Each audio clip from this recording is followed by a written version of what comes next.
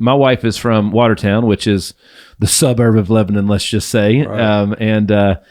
And it's, and one, Lebanon's grown a ton, but you also went to college at the great Cumberland University, where you played baseball for the great Woody Hunt. And I know that I know all that well, but like it's I've been blown away at how many connections that you and I have alike, and I didn't even know you prior to all this, just from the exposure, letting people know who was taking care of me, and how many people are like, oh, he's my dentist. Tell him we said hello, or I love Dr. Pryor. Like you've reached a ton of people, and you did it the good old fashioned way with just good quality work and word of mouth. That's right. I don't hurt people, man, so they come back. Well, I want to talk a little bit about the businessman for a second, because again, going back to what I saw, where you guys are at, even like you can get into how you structured it, if you want to, but like just, building it 2,400 square feet at a time, renting it to somebody while you're paying for it to get into it, and so on and so forth. Like, dude, you're literally describing most founders' story. Okay. So none of us are exempt from it. All right. Nobody's undefeated, but, like, let's talk about like just getting started, because I want to know, like, what was year one like? You know what I mean? How did you get your first patient, and now serving like 10,000? Like it's an unbelievable story. Like, this is a great, from a success story with business and community and everything else. This is incredible, Doc. Like, I want to make sure that we paint this picture. Thank you. Well, when I first came back from the military, I got out a little early. I was actually supposed to be there another year, but they cut my orders and let me go early, which is great, because dentists, it's always based on what the military's needs are at that moment in time, right? Yep. So different administrations and stuff, they will cut certain things, right? So anyway, I got out early, and so I came back home and I didn't have anywhere to practice. So I started my practice in a little home on West Main Street in Lebanon, right? And I put 2 dental chairs in the living room. And that's where I started. I plumbed the chairs myself. My father and my family are electricians. Okay. That's what my family does. All right. And that's what my brother does. He's a master electrician. My grandfather, we owned a little electric company in Lebanon back in the 80s, right? Anyway, I learned a lot working in the summers with my father, and so I was able to wire and plumb everything myself. It's very, very mediocre startup, right? But I built a partition wall in the middle of the living room, right? And I put 2 dental chairs in there, and I had a little curtain that I would slide back and forth, and had the x-ray unit in the middle. Literally, That's how I started. And so the first day that they were installing the chairs, right, the dental supply company, it was like 2:00 in the afternoon, man. These guys were in there cranking the chairs, and I had patients calling with toothaches. And so I was in there right on top of these guys, and I was like, man, you got to hurry up, dude. I got somebody coming with a toothache at 3:30. It's like 2:00. These guys were sweating, man, and they're cranking these chairs together, right, putting all the backboards on them and everything. But that's how I started, man. And 2 dental chairs, right? And so over the next year, what we did was we built the first 2,400 square feet. And so I moved those 2 dental chairs when it was completed, right, to my new one, and I bought 2 more chairs. So I had 4 dental chairs at that point. And that's how I started, man. Dang. I did that for a couple of years, and then I found another local doctor who needed more space, right? And so by doing that, I was able to go and borrow more money to increase the square footage of my building. That's how I did it. So I signed the lease with a doctor, right? The bank said, all right, you got somebody that's going to lease, we can build the rest of it, right? Yep. And I just did that 4 times. Wow. I had a sleep clinic in my building at one point, but yeah, I just didn't have the money to do it all at once. I grew up on McLean Avenue, man, right next to Cumberland. My mother worked 3 jobs. She was divorced when I was 10 years old. I was in the same bedroom with my brother till I was 13. Wow. Like my mother slept on the couch. Okay. So that's where I came from, right? And I love that, man, because it made me stronger, right? I didn't know what I was missing, honestly. So I've been working my whole life, and it's just such a cool thing to be involved with what we're doing. It's such a privilege, right? To be a dentist or medical doctor or whatever, it's a tremendous privilege. And I think a lot of us really lose sight of that, of how important it is. So, well, again, like the word dentist has just always, I feel like it's been mislabeled, misused. It's like, I mean, I was very blessed with strong, healthy teeth. Like, I've got a cavity that you told me about that we're going to get taken care of, but like that's literally like only like my second or third one ever in life. I mean, I don't think I had my first one until I was in my 30s. Yeah. So extremely blessed to have healthy teeth, and so like I never got why it was such a bad thing to go to the dentist. I always had a good experience at the dentist. Good tasting. I can never forget that wintergreen stuff they would clean your teeth with, and all that kind of stuff. So I always liked the dentist. My mom always had horror stories at the dentist because she's like, I didn't take care of my teeth and I had a horrible time. They didn't have the technology, and I guess there was a lot more pain back in 40 or 50 years ago than there is now. Yeah, they weren't focused on making sure you were comfortable. They were focused on completing the task. Yeah. Right. That's the difference. Yep. So now there's so many dentists, right, that if you don't focus on making sure the patient's comfortable, right, you're not going to build your business. It's not a practice builder. Like, just like you, like patients need to not remember the bad. Yep. Remember all the good. That's right. That's right. Remember them being placed, right? That's right. Not the preparation. That's right. That's right. So a lot of psychology, Talk to me a little bit about the different types of veneers. Okay, so veneers is something that maybe 10 years ago they started becoming more and more of a common word. But I'll be the first to tell you, I just assumed all veneers were.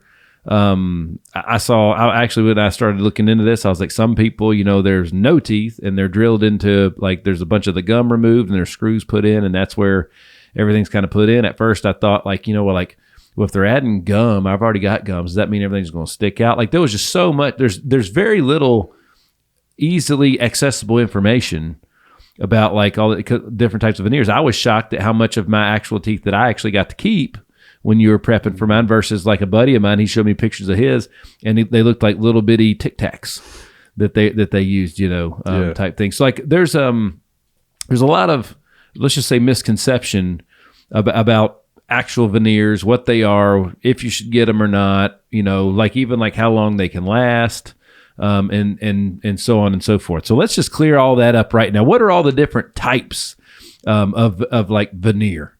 So the veneer, the benefit to that is to be less invasive. So someone like yourself, like you said, you've only had a few cavities in your life, right? Your teeth are pretty solid. So I don't want to remove what God has built, right? Like God has built a tooth structure. It's the hardest substance in the human body. So the more that I can save and maintain, the longer it's going to allow us to maintain your natural tooth structure, right? Which is healthier for you. Why? Because nothing lasts forever, right? That's right. Nothing in the human body lasts forever. Not implants, not veneers, none of that stuff unless you maintenance it.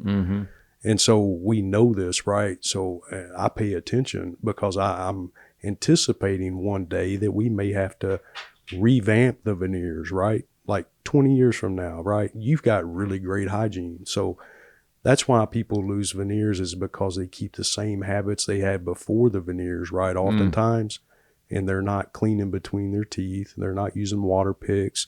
These things cause you to get recurrent decay up underneath the restoration. And so when we do a veneer, we still have more tooth structure that we can encase, right, with a crown, right? And so that's the benefit to doing veneers. Veneers can be, we do prepless veneers, okay? So if a patient has a certain type of smile, we don't have to necessarily cut the teeth back as much in order to make them look normal again, right? Like we can actually make like a contact lens and bond it to the front of their teeth. And those are only certain situations. It's hard to do that on every case because teeth are rotated. They have spaces, things like this. Usually dictate some type of preparation of the tooth. Okay. Right. So we have to sand it some. And like in your case, it was minimal. Like I tried to keep all the great tooth structure we could, all the enamel we could, right? But we're having to change the gum line, right? Like, so in your case, we were trying to make it more symmetrical, right? So we changed the height of the tissue, and I use a little laser to do that, and that's part of the process. I literally slept through it. Yeah, man. I mean, that's the whole point, right? I remember you saying you did that to my gums, and I remember getting home and I was looking in the mirror. I'm like, I don't remember it. And like, it looks so natural already, even just like hours after I got home, the moment I could smile again when the medicine had wore off, it was, like I say, it's just, I'm still learning. Every dentist I've ever gone to for the last 15 years has asked me about my jaws. Like, hey man, are your jaws clicking? Do they bother you? No. Okay. That was pretty much how it went. I always wondered why they asked that. Yeah. And over time, I noticed that my face shape is even a little different from 25 to 44.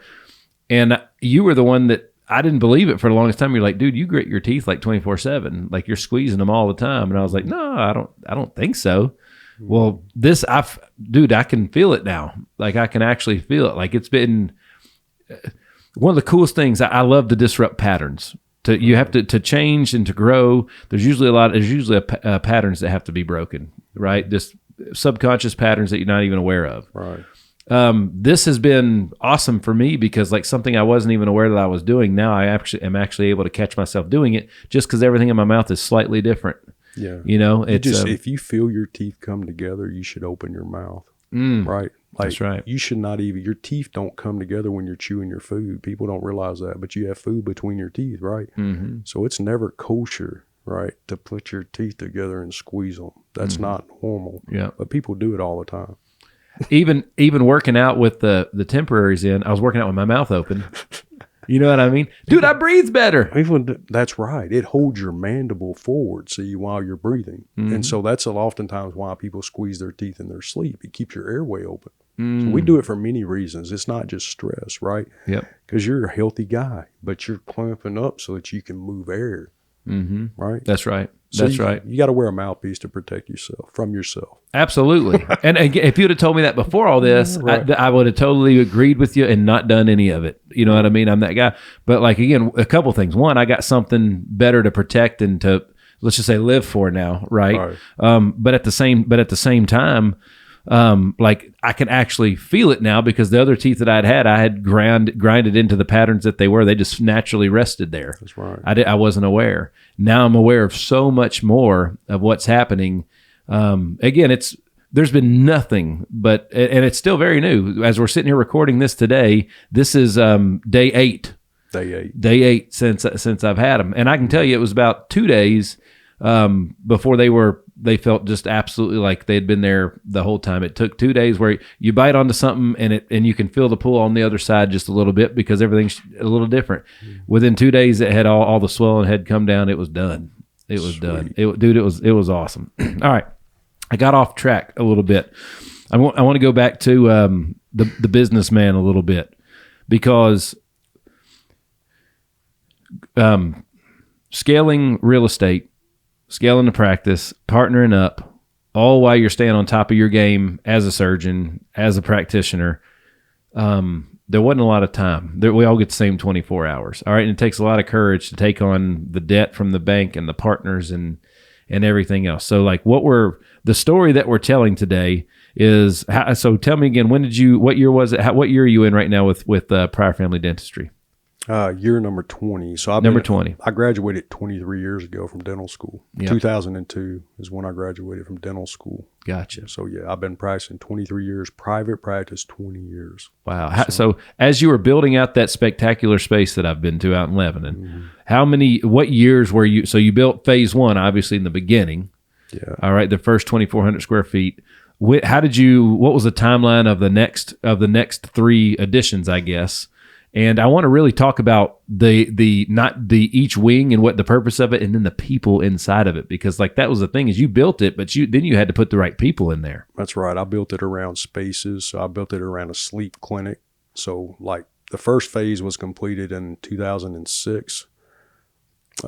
2008, I built the second space because I had another leaser come in that wanted room. See, I bought a 1 acre of space in the middle of Lebanon. A location's unbelievable. There was nothing there, dude. Like literally it was next to Kroger, right? Mm-hmm. Back in the cut. I mean, I don't even have a sign, man. Like I haven't had a sign for 20 years. I mean, wow. But this is the first time I've ever done any like major, this is all new to me, right? I've always done it through word of mouth. So I believe in building relationships with all my patients, right? That's something I do different. Everyone, when I get in that room, it may take me a while, right? But once I get in that room, I'm focused on learning what your individual unique needs are, right? And I spend time because, like I was telling you earlier, you have to understand people's psychological aspect before you can fix their mouth. You know, you got to understand the patient attached to the teeth. And Fact. until doctors realize that, you know, their practice is very difficult. You know, they're so focused. Because I think back to when I was a younger dentist, right? I'm so focused on doing high quality work, right? That I'm not focused on what am I working on? Who am I working on, right? Like I've got to keep you calm so I can do great work. Yeah. Yeah. So- I was amazed at what you guys are able to do. Again, like you're literally working upside down, backwards. You're in like the smallest working space ever with like the smallest, tiniest tools. Looking through microscopes, right? We're all looking through microscopes all day, man. I'm Yeah. looking at tiny, you know. It's just a spectacular. I mean, it really is spectacular. So, all right. So, and correct me if I'm wrong. Okay, but like a lot of practices that do this stuff will, they'll scan your mouth and the teeth are made somewhere else, and then sent there. That's not the case for you guys, though, right? Right. So what happened to me is that, so in growing up, while I was going to undergraduate school at Cumberland, right, I was working in a dental laboratory, and it just happened to be my girlfriend's father, right? It was a master dental technician. That's how I got into dentistry, right? I started building teeth in a laboratory, so I can like wax a dental framework, put teeth on it, finish it, polish it, hand it to a doctor, right? It's very rare, man, that you can find a dentist that does that. And so that's what gave me such great building blocks to jump off of. And I was also in the trenches working in the laboratory, right? Like I was talking to other dentists all over the area and learning, what that side was like. And I was getting a biology degree and chemistry degree at Cumberland. And I thought, man, this is a super cool job. I want to be a dentist, right?